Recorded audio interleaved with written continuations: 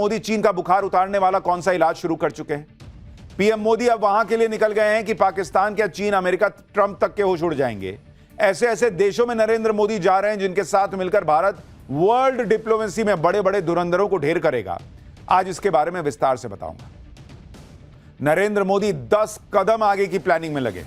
हथियार हो, कूटनीति हो, उन्होंने चीन पाकिस्तान के खिलाफ मोर्चे खोल दिए। आप देखिए कि ऑपरेशन सिंदूर के बाद पीएम मोदी अपने 11 साल के कार्यकाल की सबसे लंबी विदेश यात्रा पर जा रहे हैं। इतनी लंबी विदेश यात्रा पीएम ने कभी नहीं की 11 साल में। वो 8 दिन में 5 देश का दौरा करेंगे। इसमें वो छोटे छोटे देश भी शामिल हैं जहां पीएम मोदी कभी गए ही नहीं। पीएम मोदी जिन देशों में जा रहे हैं वो दुनिया के नक्शे में भले ही छोटे दिखते हो, लेकिन उनकी अहमियत बहुत बड़ी है। पीएम मोदी ऐसे ही देशों तक अपनी आउटरीच बढ़ा रहे हैं जो चीन के खिलाफ भारत के बड़े काम आ सकते हैं। इसके अलावा मोदी ब्रिक्स सम्मेलन के लिए ब्राजील भी जा रहे हैं। ब्रिक्स में भारत के अलावा रूस और चीन भी है। G7 के बाद यह दूसरा बड़ा मंच है जहां पीएम मोदी पाकिस्तान को आतंकवाद के मामले में एक्सपोज करेंगे। ब्रिक्स में जाकर नरेंद्र मोदी ट्रंप को भी कड़ा मैसेज दे देंगे, क्योंकि ब्रिक्स को ट्रंप बहुत पसंद नहीं करते हैं। लेकिन खास तौर पर चीन को निपटाने के लिए पीएम मोदी और क्या क्या कर रहे हैं, गोल्ड से लेकर रेयर अर्थ तक, और ऐसे ऐसे हथियार कि चीन पाकिस्तान के धागे खुल जाएंगे।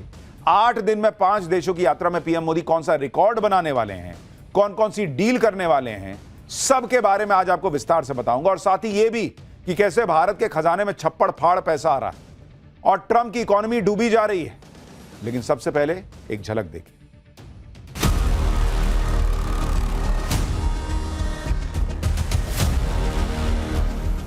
और अभी तो मैंने कुछ ज्यादा किया नहीं है, वहां पसीना छूट रहा है।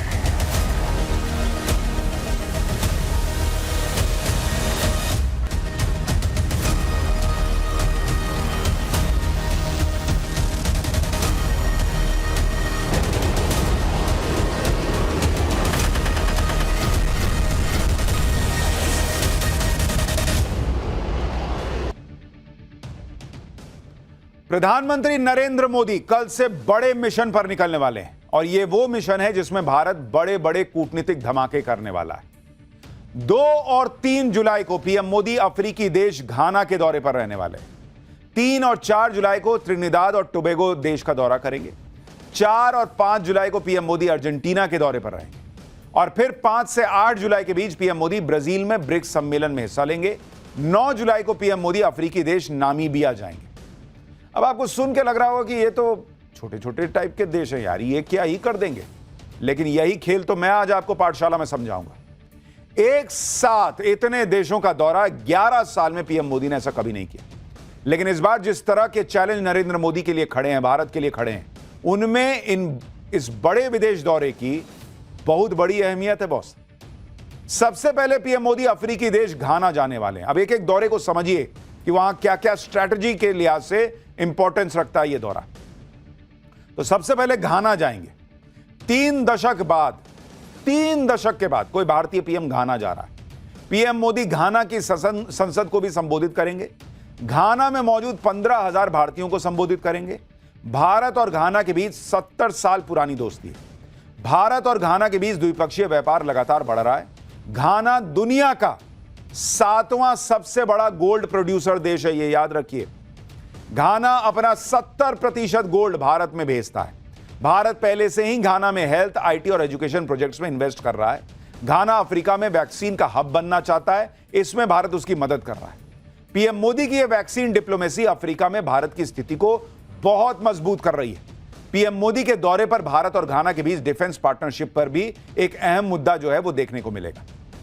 यानी गोल्ड के लिए जाना जाने वाला घाना, जहां से बहुत बड़ी तादाद में सोना निकलता है, वहां नरेंद्र मोदी जाएंगे तो कुछ लोगों का सोना दूभर हो जाएगा। नींद वाला सोना, गोल्ड वाला नहीं। पीएम मोदी की इस अफ्रीकी देश की यात्रा को चीन के काउंटर के तौर पर भी देखा जा रहा है, क्योंकि चीन लगातार अफ्रीकी देशों पर अपना प्रभुत्व बढ़ा रहा है। अफ्रीकी देशों में चीन की मौजूदगी लगातार बढ़ रही है, तो उसकी काट के तौर पर भी इस दौरे को देखा जा रहा है। घाना के बाद पीएम मोदी कैरिबियन देश त्रिनिदाद टोबैगो की यात्रा पर जाएंगे। पीएम मोदी की यह यात्रा भी बहुत खास होने वाली है, क्योंकि वर्तमान में यहां के राष्ट्रपति और प्रधानमंत्री दोनों भारतीय मूल के हैं, दोनों महिलाएं हैं और पेशे से वकील हैं। दोनों नेताओं को अपनी भारतीय जड़ों और विरासत पर गर्व है। वो खुद को भारत की बेटियां बताती हैं। पीएम मोदी त्रिनिदाद और टोबैगो की प्रधानमंत्री कमला प्रसाद बिसेसर के न्योते पर वहां जा रहे हैं। पीएम मोदी की यह यात्रा ऐसे वक्त में हो रही है जब वहां भारतीय प्रवासियों के आगमन की 180वीं वर्षगांठ मनाई जा रही है। साल 1999 के बाद यह किसी भारतीय पीएम की पहली यात्रा होगी। त्रिनिदाद और टोबैगो में 40 से 45% भारतीय मूल के लोग रहते हैं और इस देश की 1/4 आबादी हिंदू है। यहां बहुत धूमधाम से दिवाली मनाई जाती है। पिछले साल ही पीएम मोदी ने कैरेबियाई देश गुयाना का भी दौरा किया था और अब वो इस रीजन में फिर से जा रहे हैं। त्रिनिदाद और टोबैगो की यात्रा के दौरान पीएम मोदी यहां की संसद को भी संबोधित करेंगे। पीएम मोदी के दौरे से पहले यहां की संसद में रखी एक कुर्सी की भी बहुत चर्चा हो रही। खास बात यह है कि किसी दूसरे देश की संसद में रखी इस कुर्सी पर इंडिया लिखा हुआ है बॉस। इस कुर्सी पर लिखा है from the people of India to people of Trinidad and Tobago. Trinidad और टोबैगो की संसद में स्पीकर की एक कुर्सी साल 1968 में भारत ने गिफ्ट की थी, जो दोनों देशों के बीच मजबूत लोकतांत्रिक और संसदीय परंपराओं को दर्शाता है। और यह कुर्सी आज भी वहां की संसद में इस्तेमाल होती है। आज भी वहां के स्पीकर इसी कुर्सी पर बैठते हैं और शायद पीएम मोदी भी इस कुर्सी के पास खड़े होकर संसद को संबोधित करेंगे। घाना और त्रिनिदाद टोबैगो की यात्रा के बाद पीएम मोदी दक्षिण अमेरिकी देश अर्जेंटीना जाने वाले हैं। यह वो देश है जहां दुनिया का दूसरा सबसे बड़ा नेचुरल गैस का भंडार है। बड़े पैमाने पर ऑयल रिजर्व है यहां पर।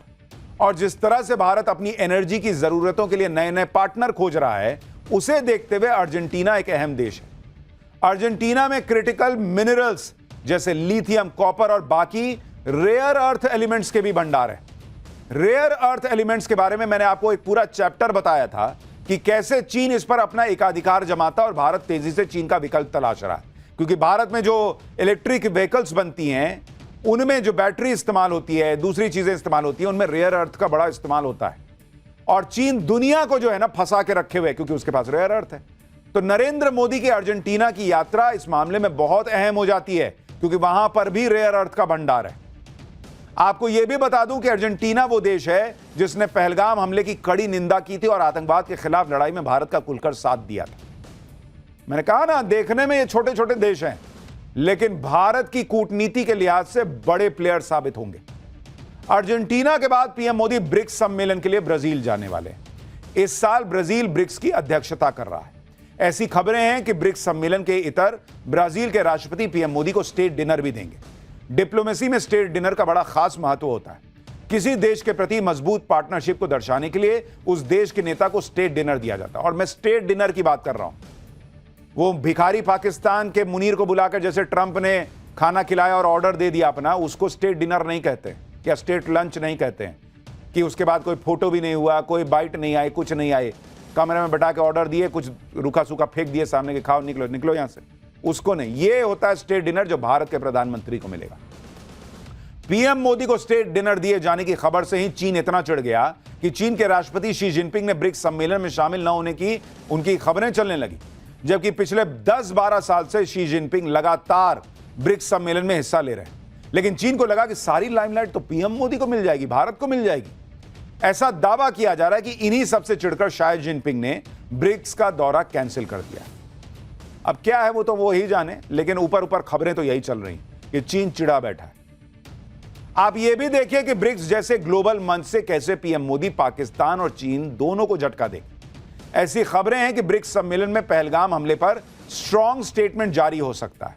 इसके अलावा भारत की उम्मीद के मुताबिक आतंकवाद पर भी कड़ा स्टैंड लिया जा सकता है।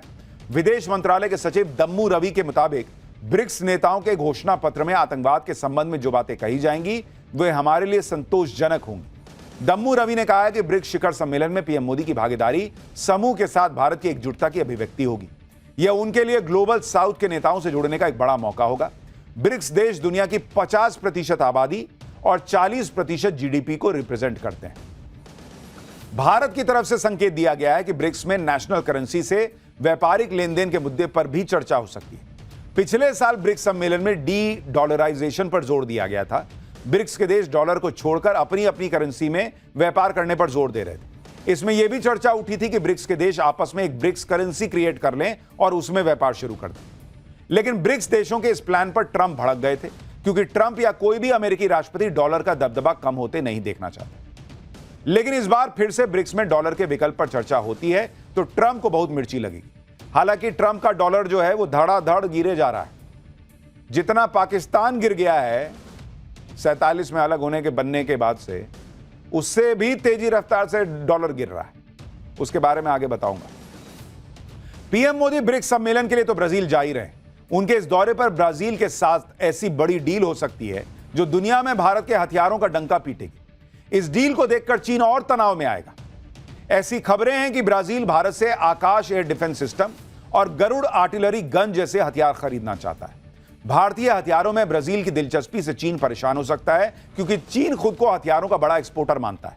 लेकिन ऑपरेशन सिंदूर के बाद दुनिया में भारत के हथियारों की ज्यादा चर्चा हो रही है। यह अलग बात है कि हमारे यहां राहुल गांधी और उनके इकोसिस्टम का इंटरेस्ट इस बात को जानने में है कि राफेल गिरा कि नहीं, ये बताइए। लेकिन दुनिया का इंटरेस्ट इस बात में है कि यार भारत ने गजब कर दिया यार, कोई ड्रोने नहीं गिरने दिया, सब ऊपरे फोड़ दिया। लाओ यार आकाश हमको भी दो, लाओ यार हमको ये गरुड़ भी दो। दुनिया में तो भारत का डंका बज रहा है। दूसरी बात, भारत, ब्राजील और चीन सब ब्रिक्स का हिस्सा है। अगर ब्राजील और भारत के बीच डिफेंस डील होगी तो इससे ब्रिक्स में चीन का दबदबा कम होगा। पीएम मोदी अपने इस विदेश दौरे में नामीबिया भी जाने वाले हैं। अभी उसके बारे में तो बताया ही नहीं। नामीबिया अफ्रीका का वो देश है जिसके पास बड़े खनिज भंडार हैं। नामीबिया से डायमंड, क्रिटिकल मिनरल्स और यूरेनियम निकलते हैं। भारत की नामीबिया के साथ डायमंड ट्रेड, क्रिटिकल मिनरल्स और यूरेनियम सप्लाई पर बात हो सकती है। नामीबिया में दुनिया का सबसे ज्यादा मरीन डायमंड है, जो डायमंड भारत में लंदन और दूसरे शहरों के जरिए आता है। लेकिन भारत अब नामीबिया से सीधे डायमंड ट्रेड की बात कर रहा है। नामीबिया में भारत की कई डायमंड प्रोसेसिंग कंपनियां भी काम करती हैं। भारत ने नामीबिया के माइनिंग, डायमंड प्रोसेसिंग सेक्टर में बड़ा निवेश भी कर रखा है। नामीबिया में रेयर अर्थ मेटल्स का भी बड़ा भंडार है जो भारत के काम आ सकता है। नामीबिया के पास यूरेनियम का भी बड़ा भंडार है जो भारत के न्यूक्लियर एनर्जी प्रोग्राम में काम आएगा। नामीबिया में 27 साल के बाद भारत का कोई प्रधानमंत्री जा रहा है। नामीबिया में पीएम मोदी वहां की संसद को भी संबोधित करेंगे। और इसलिए मैंने आपको कहा कि 11 साल में पीएम मोदी ने इतनी लंबी यात्रा, विदेश यात्रा नहीं की है। ऑपरेशन सिंदूर के बाद इस यात्रा के बड़े मायने हैं। जो चीन रेयर अर्थ पकड़े बैठा है उसको मैसेज देने के लिए भी इस यात्रा के बड़े मायने हैं। नामीबिया वो देश है जहां से पीएम मोदी भारत के लिए चीता लेकर आए थे। 2022 में 8 चीते नामीबिया से ही भारत आए थे, जो मध्य प्रदेश के कूनो नेशनल पार्क में लाए गए थे। जब से नामीबिया के चीते आए हैं तब से कूनो नेशनल पार्क में टूरिस्ट की संख्या बढ़ गई। अब तक नामीबिया और साउथ अफ्रीका से 20 चीते भारत ला चुका है और भारत में चीते खत्म हो गए थे, जिसके बाद पीएम मोदी ने यह नया प्रोजेक्ट शुरू किया था। एक तरफ नरेंद्र मोदी की यह कूटनीति चल रही है, दूसरी तरफ पाकिस्तान को कूटने की भी नीति चल रही है। जिस तरह से पाकिस्तान का फर्जी फील्ड मार्शल मुनीर फिर से भारत के खिलाफ जहर उगलने लगा है, जिस तरह से असीम मुनीर अपने आतंकवादियों को उकसा रहा है और फिर से टेरर कैंप खड़ा कर रहा है, उससे अगर कभी भी नरेंद्र मोदी ऑपरेशन सिंदूर पार्ट 2 शुरू कर दें या उसका मौका मिल जाए तो हैरानी नहीं होनी चाहिए। लेकिन इस बार नरेंद्र मोदी पाकिस्तान को घुसकर ठोकेंगे तो फिर असीम मुनीर ना हाफिज सईद को बचा पाएगा ना मसूद अजहर को बचा पाएगा।